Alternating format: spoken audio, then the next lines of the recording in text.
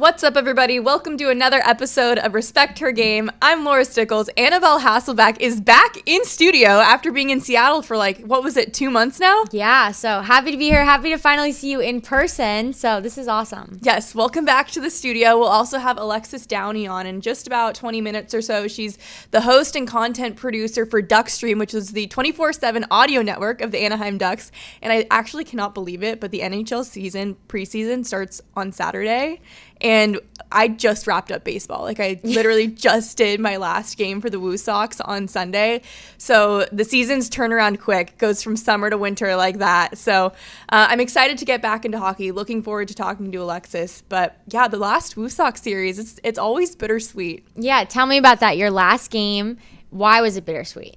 I mean, it's definitely bittersweet because it's especially at the end, I think when you know the players and you get so close with the broadcast crew and you know the coaches and you're just invested in the storyline so much, you don't want it to see it come to an end because you're, especially this season with all of the call-ups, there was a lot of good things that happened this year. And so at the end, you're just oh man, I just really got invested in your journey and in your career. Now, I mean, I'm happy that you get an off season, but I was watching these guys play and getting to be there every day. But the last game was electric. Well, I thought it was electric. People were giving me a hard time because I was really fired up since the last game ended with a walk-off walk.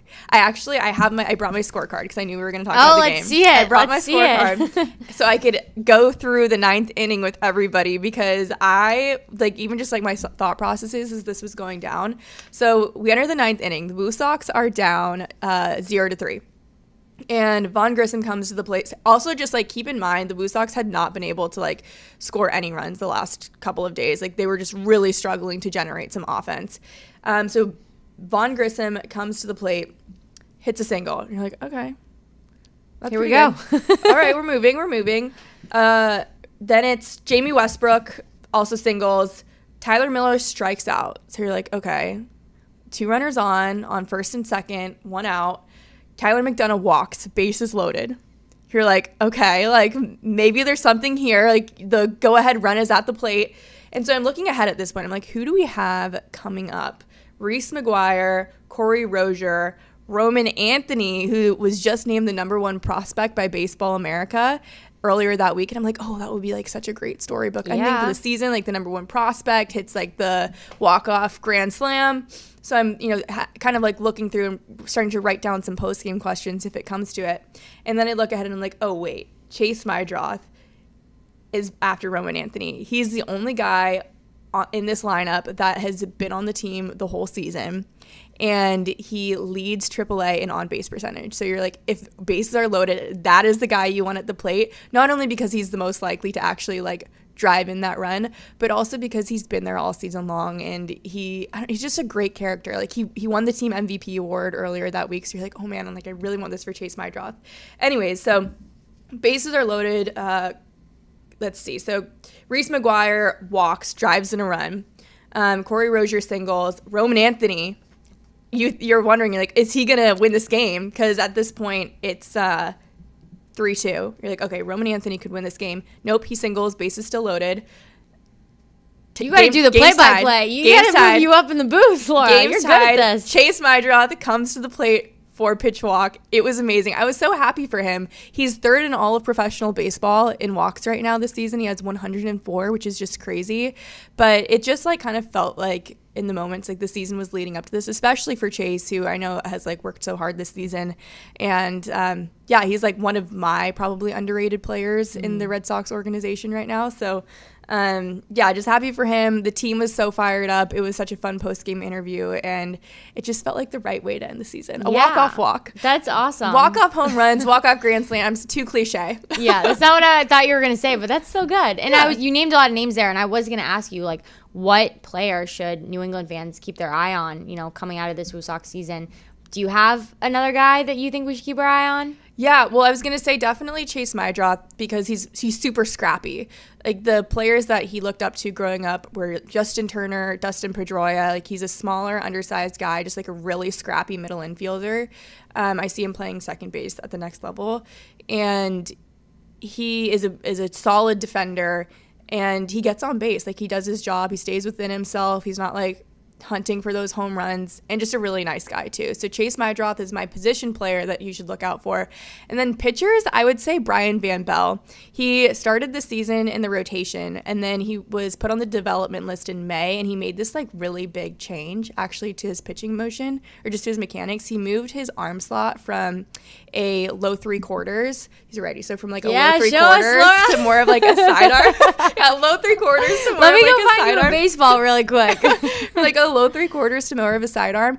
And when he did this back in May, like he was stressed about it. Like no question about it. He was super stressed because that's a really big change for a pitcher. He told me, he's like, I've been throwing from low 3/4 since I was like 2 years old, since I picked up a baseball. And now the organization is coming to me telling me like they think that it would translate to more success if I move my arm slot down. But when you see guys make arm slot movements in baseball, a lot of the times it comes kind of at the end of their career or like as a last ditch effort to see if they can make them into a big leaguer. And he was like, I'm only 27. Like I haven't even spent a full season in AAA. And they're like, feels like they're kind of, I think in his mind, it was like, it feels like they're almost giving up on me, or they're like making me make this huge change when I haven't even spent that much time here.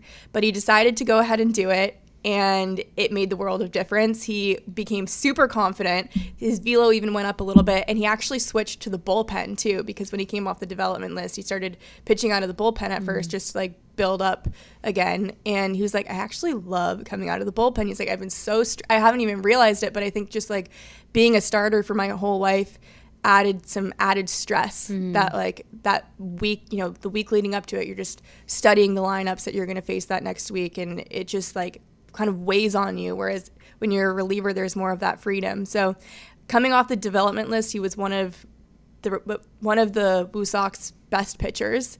So I think like he's probably, if the Red Sox need a righty, he's probably the next guy, I would say, from the Blue Sox bullpen to go up. Let's go. That's awesome. You really are the expert in all this. Oh, thank you. I mean, you like study these guys for 2 years and you talk to them a lot. And, you know, I think this season especially, I went from memorizing the information. Like last year I was new to the team. There's so many players, especially on a AAA roster, so many different coaches. You're trying to like remember so many different names, and it feels like you're memorizing everything. Whereas this season I went from feeling like I was memorizing everything to actually knowing everything. Like I could have a conversation with a pitcher or with a coach and sit down 10 minutes later and just like do a 1 minute hit because like I knew it and I was just talking from a place of knowledge rather than a place of memorization. So much better and more fun. It's so much better. It's like freeing, honestly. Like it's like a weight off your shoulders when you feel like you just know the sport, know the team the way you're supposed to. Well, now you got to do hockey, and I know you're running to a hockey podcast right after this. Too much baseball. You're done now. So oh no, gonna be a quick turnaround. But just quickly, one more thing about that season. Looking back,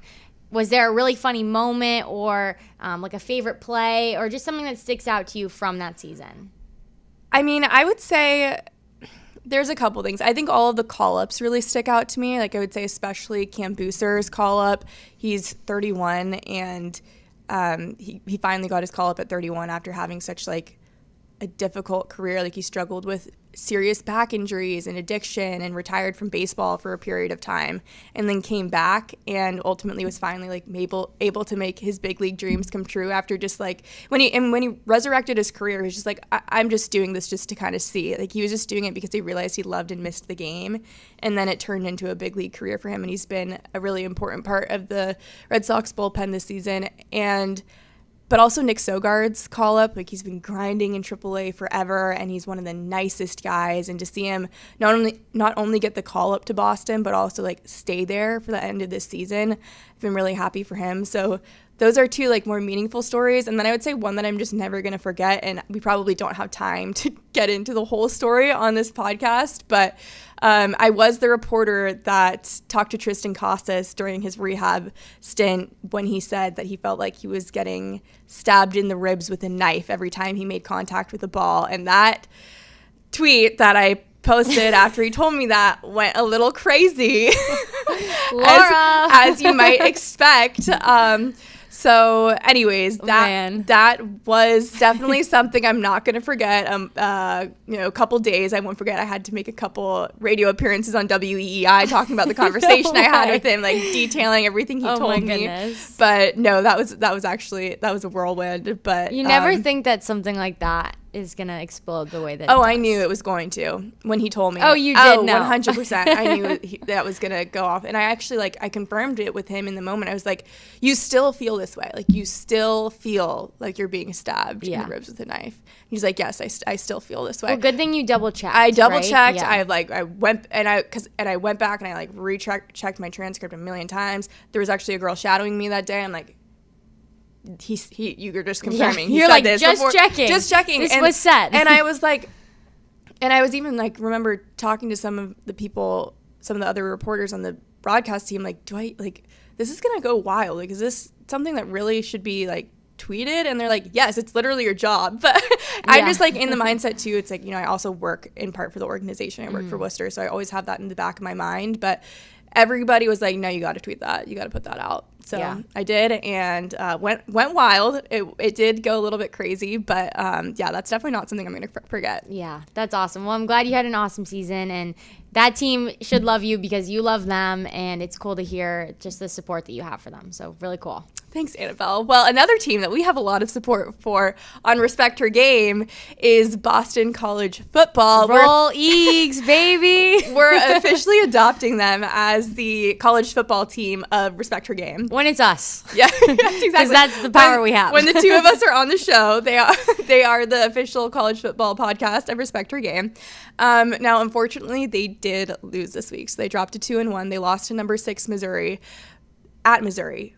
But they were leading in the first half, jumped out to an early lead and ultimately just couldn't hold on to it, lost by 1 score. But what did you think about that game? Yeah, I think overall, Eagles put up a great fight. It was a really fun game to watch. And I think that's the one takeaway for me. This was a really fun game to watch. And one of my favorite plays was in the second quarter. It was a broken play, honestly. It was balls on the ground. It was a fun ball. Could have been a turnover. And Tommy Castellanos, who is the quarterback, he made an awesome play, picked the ball up, and found Reed Harris for a touchdown, wide open touchdown. And here I am that was sick. That was, crazy play. Look at how Tommy made that. And what's funny is that Bill O'Brien was very quick to say in his press conference, all right, that was the play. They just executed the play. That was what was supposed to happen. So I had to laugh because here it is, it did look like a very sick play and they made something out of what could have been a turnover. But then Bill O'Brien was very quick to be like, nope, this is what we have our guys doing. This was the play. So I thought that was funny, but really fun game to watch. The Eagles did put up a good fight, and they were,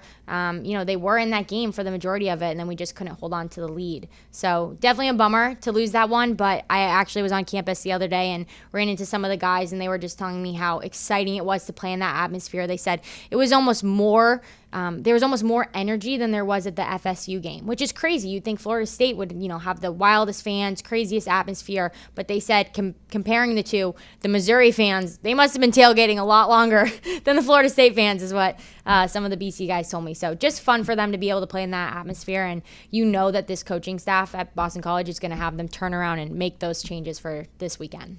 No, definitely. And I think the play that you're actually describing, those are sometimes I feel like plays that past Boston College teams or teams that are kind of in this breakout phase, they wouldn't have been able to make in the past, right? Right. And so seeing plays like that, that's why it hypes you up so much, because you're like, oh my gosh, this isn't something that I've seen from this team in the past. Mm-hmm. So, and that's what makes it harder for teams to prepare for Boston College is they have to prepare for a mobile quarterback. They can't just, okay, Tommy's going to throw the ball, we'll prepare for that. No, you got to prepare for not only Tommy throwing the ball, running the ball, but also making a play out of a play that you think is going to be your turnover. Yeah. Well, they drop out of the top 25. They were ranked number 24. Now they're out of the top 25. I don't know. I feel like they probably should have stayed 25th. You know my opinion, so. I feel like if my rankings, I probably would have put them still at 25th just because they did play well against, especially in the first half. Their second half, I know it wasn't quite as good as the first half, obviously, but the first half was really good against a really good football team. And so I think that they should have stayed ranked probably number 25. But early in the season, I doubt that's the end of their time in the rankings. One thing I wanted to ask you, though, really quick, the red bandana game is coming up against Michigan State, and I have only watched that on TV, and obviously there's a really meaningful story behind it that has to do with 9/11. But I'm curious, how much does that mean to the student body as well? That is a great question, and I'm so happy you asked that because this game it's the red bandana game for Boston College. It's being played against Michigan State this Saturday night under the lights at Alumni Stadium. There is absolutely nothing like it.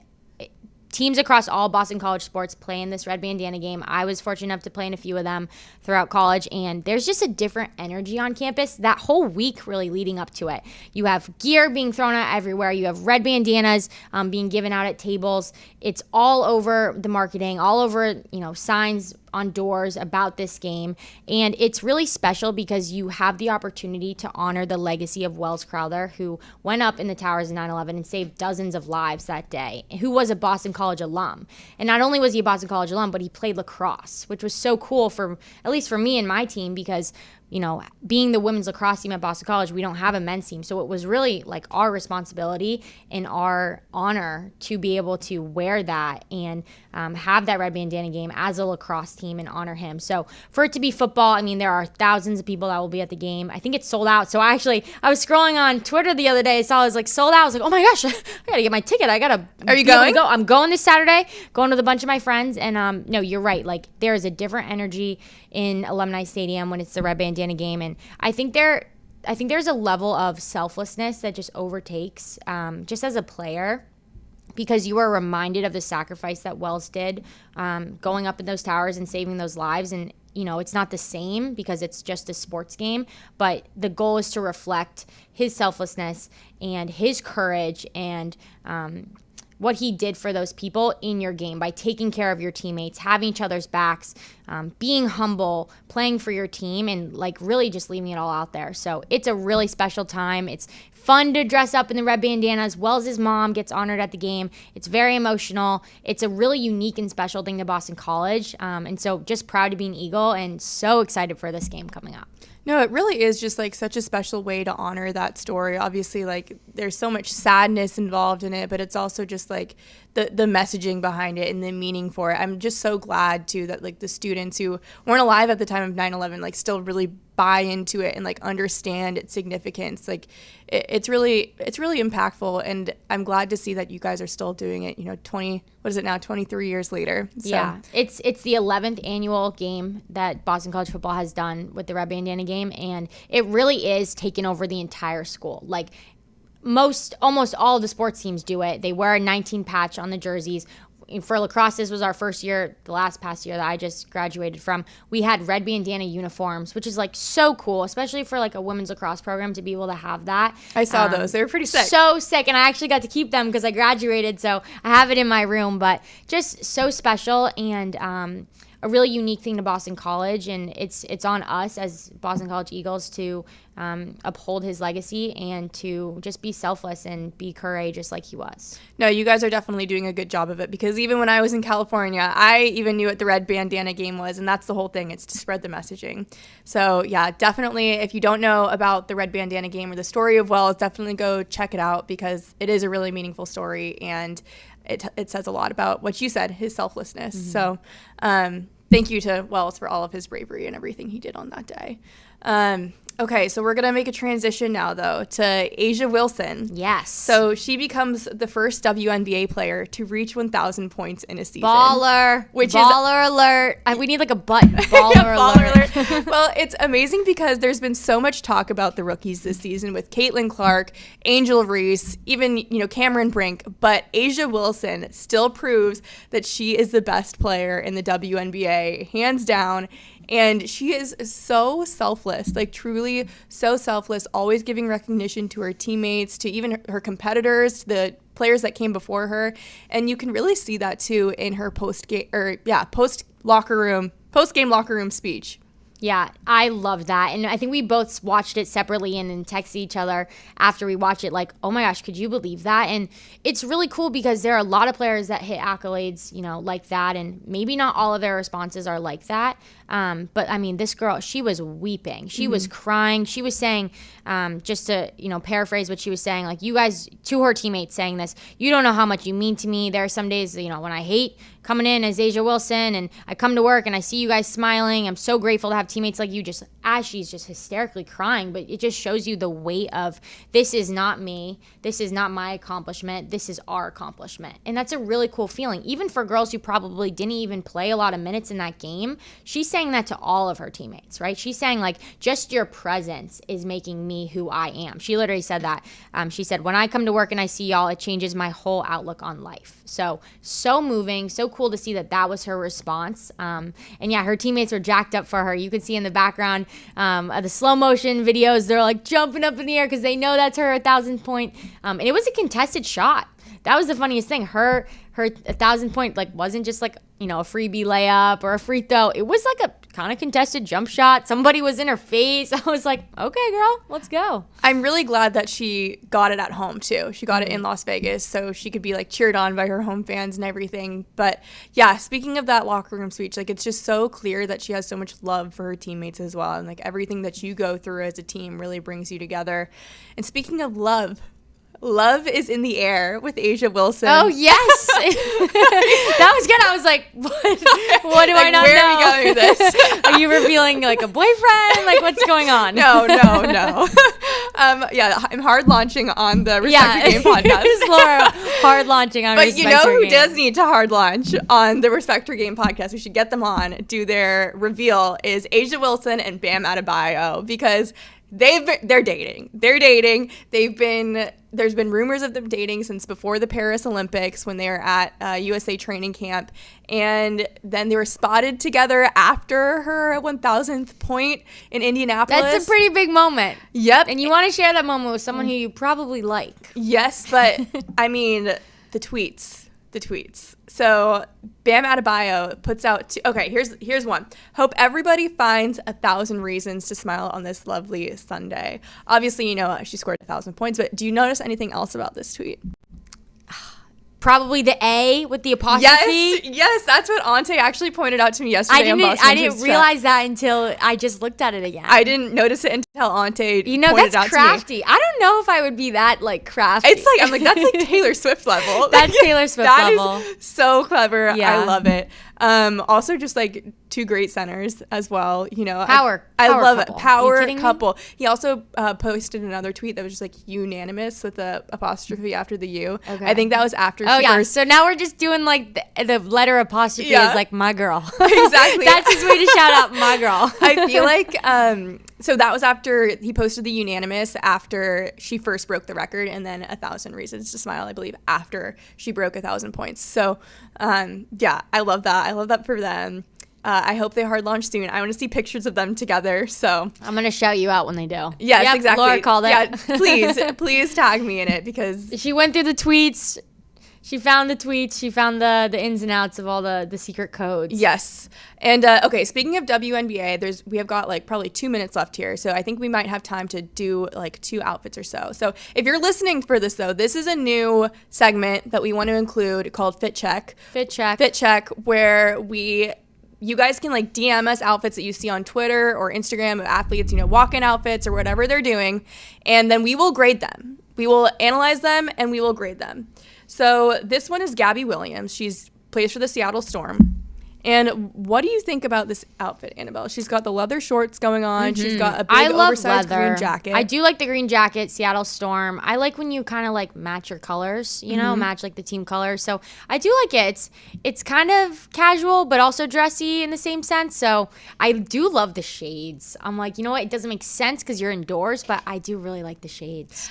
I didn't even notice the shades. That's so funny you bring that up. It's all part of the outfit. It's like the accessories make the outfit. Yes, I love the jacket. I really like the oversized green color. I love that color. The one thing I will say, I like the leather shorts. The one thing I will say, I wish there was just like a little bit more shine on the jacket. Not like sparkle, but like shine. Like so that when the lights are on it, it kind of reflects a little can bit. Get behind a little sparkle. But I love it. Like that's the type. I love bedazzled things. I love the outfit. That's probably a type of outfit that I would wear because it's not the most like flashiest, but I don't think I can give it like an A because I just feel like it's missing just a little something. Okay. Yeah. I would, you know what? I'd probably give it a B+. A B+. Yeah. I like it. Yeah. B+. Okay. I think we have time for one more. Alex Morgan. Queen, love this. I actually chose this one. You can't go wrong with a set. That was my thinking behind this. You can't go wrong with the set. It's simple, but it's elegant. It's classy. This was walking up to her retirement game, the last game she was playing in. She kind of matches her daughter. I thought this was awesome. And come on, the soccer ball purse. Are you kidding me? I mean, I also have to say, like, I give the daughter an A+. Like, I love that dress. Yeah. That is sweet. I love the matching set. I love the set. I like the short, it's like a short blazer, short sleeve blazer, right? Those aren't long sleeves. Oh, no, the long sleeves are behind her. Yeah, I think it's like a shawl maybe. Yeah. Something. Yeah. Well, I love it. I love that green color. It looks really good on her, as well as the soccer ball purse. Like, that is iconic, and it's also very sophisticated. It's like sophisticated for her last game as well. I give it an A. I like it. I think so too. Okay. I'm gonna have to start saving these so I can, get some fashion advice here, because now that we're seeing a lot more of these, women's walk-up fits, it's actually good to know. You're like, okay, that's a baller outfit. Maybe I should try that. You know what I want to see sometimes on Twitter or Instagram? There will be those accounts where it's like, famous celebrity, and it's like somebody will figure out where the different pieces were from. No, send it to me, please. Well, okay. I feel like I've seen a couple of them, but I want somebody to do that for all of these walk-in outfits, because I feel like my style is more similar to some of these women than it is to like some, celebrity on a runway. So, anyways, if somebody wants to create that account, please do and send it to me. And there's going to be some technology where you just scan your phone at someone's body, literally, and it just shows you shirt is from Zara, pants are from Nordstrom. Like, there's going to be something that does that eventually. It probably is already out, and I don't even know about it. Yeah, as you said, it sounds kind of like a reverse search. Maybe like I should try something. Yeah, like I think I saw a commercial for some Google thing with like restaurants. Yeah. Okay. It's coming up. All right. It's on the way. If not, let's make it. Well, it's time now for Alexis Downie, the host and content creator of Duckstream, and she's going to get us fired up for the NHL season after I just talked everyone's ear off about the end of the baseball season.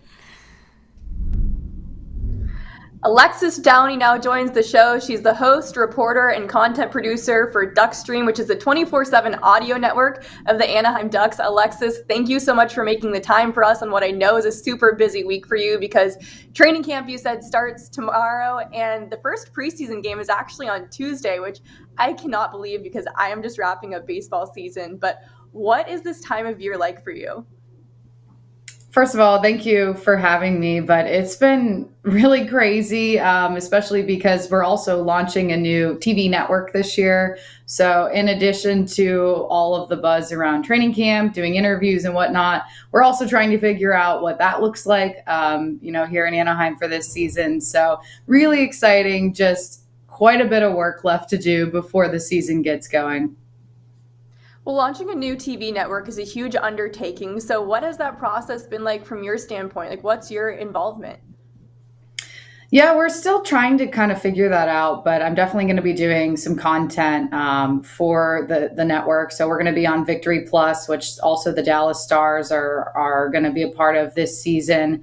And so we're going to be doing behind the scenes content, interviews, everything on Duckstream is now also going to be living on the Victory Plus app. So our fans are going to get to see, instead of just listening to the podcast, they're going to be able to see it as well. So from the content side, I'll be busy on that end. And then, of course, the game broadcast side, my team here is working on putting together everything that they need for that, and certainly learning quite a bit as well. I didn't, sometimes you don't think about all the different positions that need to be settled for, games and whatnot, but it's certainly been a lot, but very, very exciting. No, it's whenever you launch something new, there's things that you never even think about, like legal things and just like smaller details where you're like, wow, this never even would have occurred to me. But it's truly like an entire team process. So now I'm excited to see how that kind of comes out for you guys. But I'm curious for you. So you grew up in Ohio, you went to Michigan State, your first job was at Stadium in Chicago, and then you end up out in Anaheim. What was this transition like for you, and what was your reaction when you first got this job?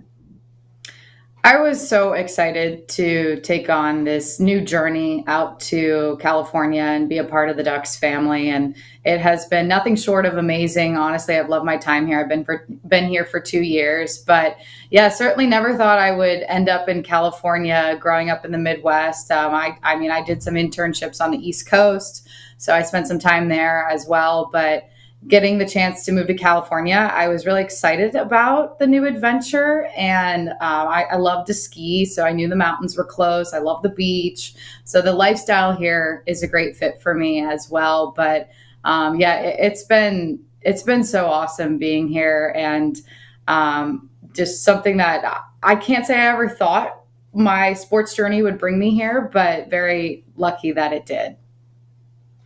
What are I know you said you've done some skiing, you've done some outdoor stuff, but what sorts of things have you done to really embrace the Southern California lifestyle? I know how to surf now. So surfing would be one of those SoCal things for sure. Just immersing myself a little bit in the culture here as well, I think is something that I've tried to do, because it's such a diverse landscape of people and places, and even like the architecture here is a little different. So I think I've kind of traveled around a bit to see all the different towns, and outside Orange County as well, going up north to Northern California, even down to San Diego. So, in the short time I've been here, I feel like I've done a good job of trying to really understand the California lifestyle. Okay, so when you started in your career, you were mostly doing TV stuff. So when you got this job with the Ducks, it was for their audio network. You're going to be just using your voice. So what was that transition like for you? It was certainly different. I wasn't sure, I never thought I would have an opportunity like this in my career to change over to audio more. But I did know there was still going to be some opportunities to be on camera.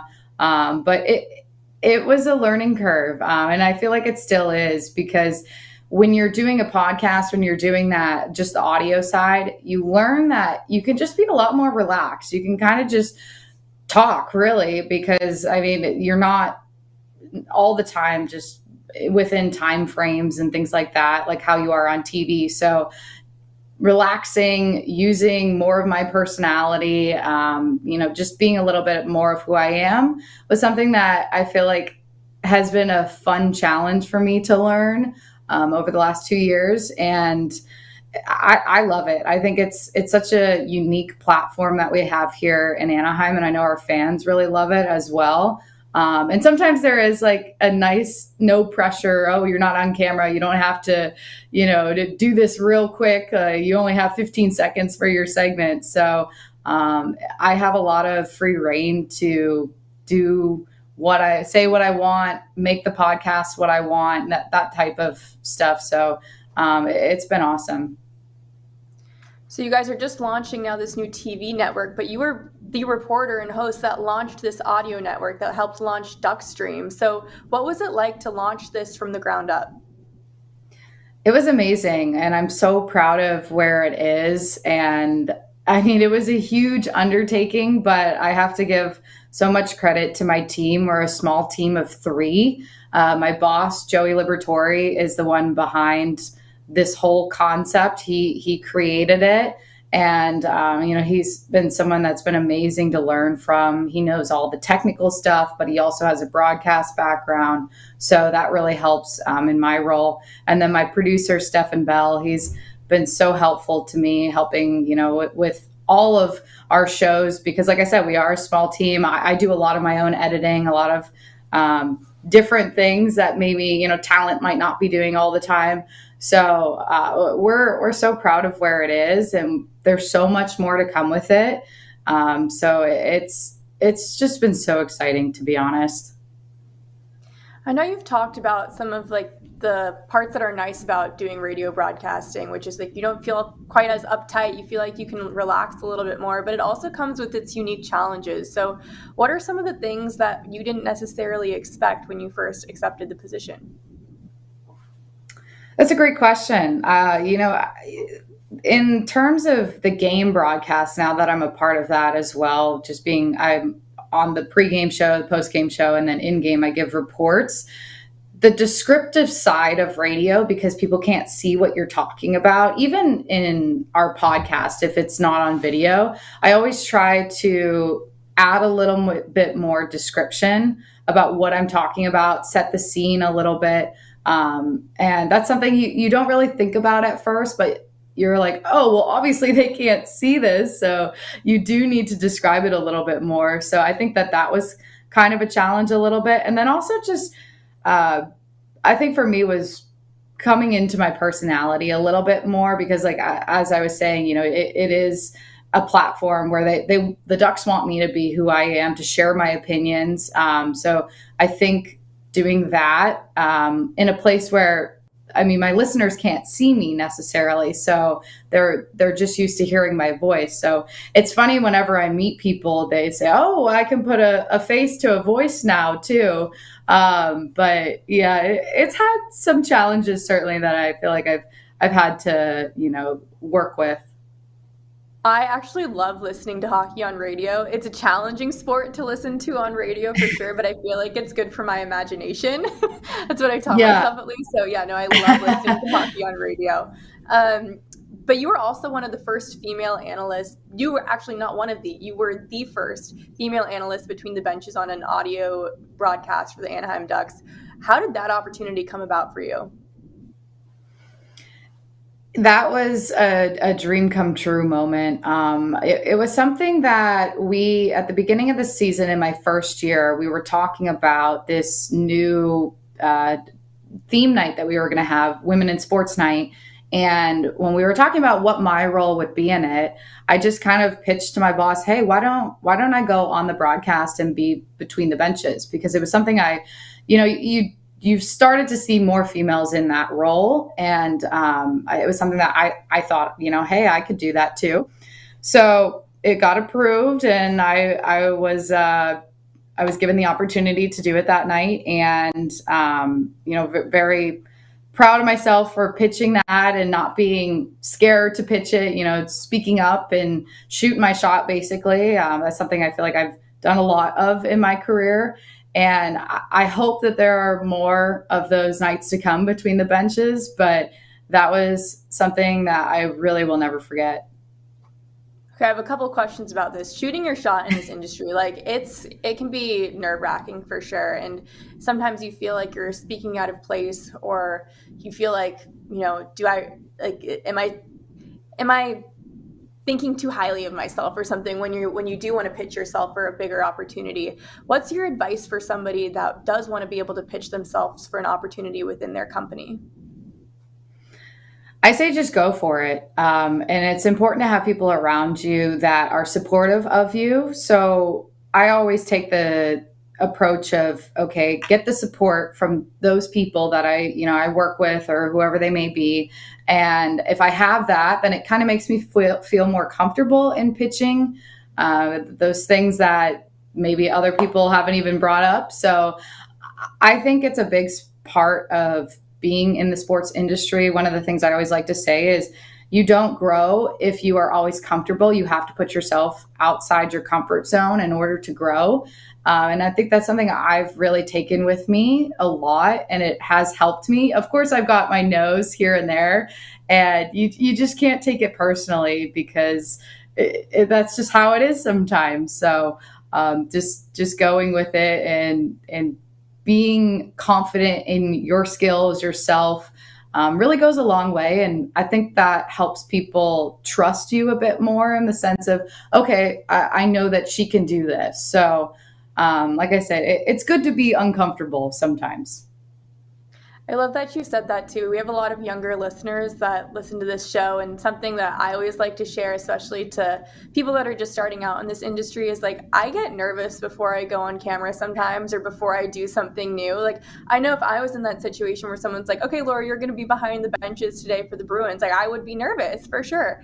How did you feel in that moment? To be honest, I was really only excited. I think I rode that emotion the most that night.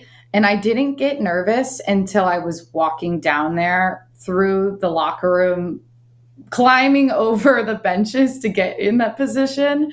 I didn't get nervous till then. But one of the special parts of that night was we had a couple of our Ducks players skate over to me before the game and give me fist bumps and tell me good luck, you're going to kill it. So like I said, it just helps so much to have a support system around you and people who believe in you. And it kind of eased those nerves for me. I love that you brought up some of the Ducks players because the Ducks are a younger team in the NHL, and you guys have some really great personalities. One of those, of course, being Trevor Zegras. I think he's most known for his personality around the NHL. What's he like to work with as a reporter? He's really fun. There's never a dull day with Z. You never know what he's going to say, what he's going to do, but I actually got the chance to chat with him a couple days ago, and he's in such a good headspace for the season, but still, that joking manner that he has. It's funny that he's growing up now. He's not as young as he was, obviously, when he came into the league, and those responsibilities of being the player that he is and just the person that he is as well, such a big superstar for the NHL in a sense, someone that the league really has marketed heavily. I think those responsibilities have kind of weighed on him a little bit in a sense. And in a way, he's had some time to kind of comprehend it, but also he doesn't shy away from still being who he is. Because of those things and, because of the pressure that he has. And I love that about him. He's just a confident kid. He's a fun kid and obviously not afraid to be who he is. And we definitely need more of that in hockey. Well, last season for Z, actually, it was like a more challenging one for him. So how do you feel like that last season kind of impacted this turnaround that you're describing? Like I said, it did weigh heavy on him. He had a big off season in terms of his training, putting on a little bit more weight, just getting serious in the gym. That was something we talked about. And one of my favorite things that he said in the end of our interview the other day was he just wants to get back to loving hockey. That was a big thing for him coming into the season. And like you said, last year was a tough year for him. He had injuries. He didn't play in that many games. He wasn't producing at the level we know he can. So all of that it really weighed on him. And I think he took the summer to reset, spend some time with family and friends, get in the gym, get ready to go. And he seems like he's in a really good place now for this season. That's really exciting. He's definitely a player that I'm excited to watch this year. And I did my master's at BU. I worked for the BU team for a long time. So I always have a soft spot in my heart for any BU Terrier. And in that same note, Cutter Gauthier, actually a Boston College, not alum because he hasn't graduated yet, but from Boston College. He will. I'm sure, Cutter, I'm sure you'll go back and get your degree. Yeah. But anyways, Cutter Gauthier, obviously new to the Anaheim Ducks, and he's somebody that I worked with at NESN when I covered BC games, but he says what's on his mind. So what have your interactions with him been like so far? I'm a huge fan of Cutter. I think he's going to be a star for this Ducks team, and I love that he owns his confidence. I mean, he's a young kid. He's went through quite a bit in the last year, coming to the Ducks from his trade from Philly. But he's not afraid to be who he is, and he does not care about what people on the outside are saying about him. He's only focused on, getting on the ice, playing hard, showing what he can do. And also he's going to be a great locker room guy. You see it in the way he interacts with some of the younger guys in the short amounts of time that I have seen him do that at our development camp this summer.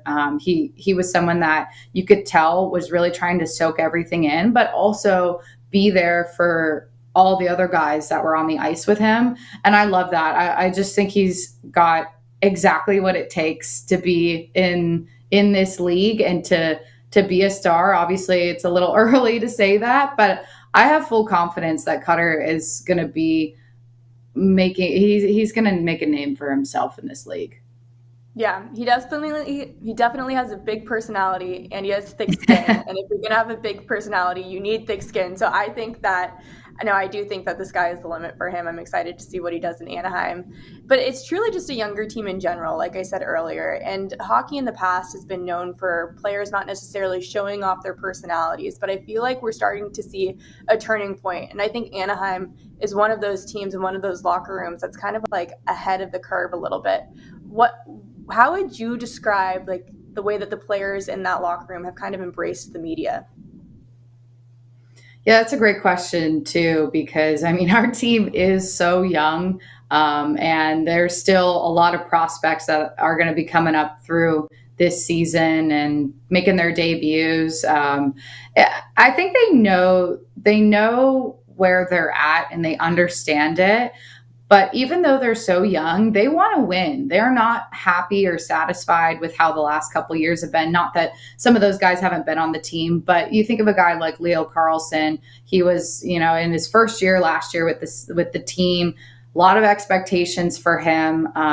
He has embraced that role that he also has to take a little bit of leadership on this team because he is going to be a staple here with this organization for a long time. That's the plan right now. So I think that they know, hey, we're young, we're looked at as a young team, but this season in particular, it's going to be really important for them to make that big jump, to look ahead to maybe making a playoff spot this year, because it has been a rebuild process, a retool process the last couple of years, and we're finally on the end of that, and the team needs to start stepping up. So they, on the end of hockey, they are very serious group. They're looking at this year with, good heads on their shoulders, but on the end of just who they are off the ice, it's always fun to hear about what it's like having young guys on the team. I mean, they're talking about Snapchat in the locker room. They're doing like TikTok things, whereas we have these older veterans on the team and they're teaching them these things. And, sometimes they're not interacting on that end, but it is so funny to just see the mix between the two groups. Have you gotten involved in any like Ducks TikToks yet? A little bit with our social team. I also try to post as much as I can. I think I'm going to be making a better effort this year, especially with all the young guys. And I feel like I've gotten to know them a bit better now going into my third season, but we'll see. Hopefully to come. Okay, yeah, you and me both. I need to work on my social media game as well. Okay, well, I've got one more question for you, and then we're probably going to be out of time here. But a lot of talk in this offseason was about the Anaheim Ducks jerseys. They revamped their logo. What was your reaction to that?